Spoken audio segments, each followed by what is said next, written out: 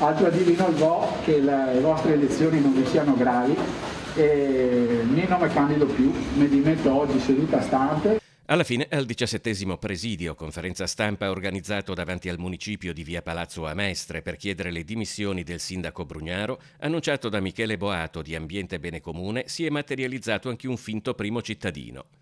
Sullo sfondo dell'incontro comunque c'è il Consiglio Comunale che si terrà giovedì mattina a Cafarsetti sulla cosiddetta lista nera. Abbiamo chiesto di conoscere gli altri nomi, purtroppo è tutto coperto da segreto istruttorio eccetera, però per esempio c'è una pagina Facebook che va molto e che raggruppa ormai 800 persone che vogliono essere inserite nella lista e quindi io credo che sia interessante questo. Come al solito poi al microfono si sono alternate diverse voci della città in quella che è diventata una sorta di speaker's corner.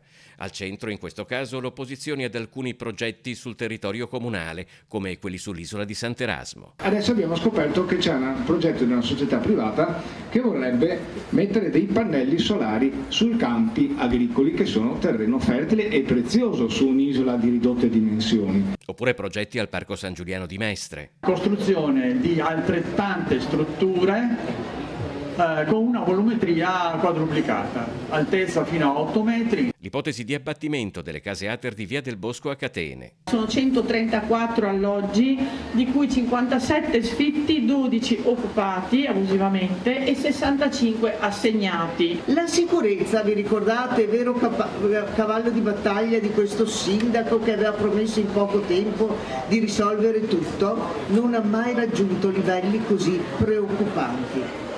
L'overtourism a Venezia comprime la vita degli abitanti e crea caos anche per le attività commerciali.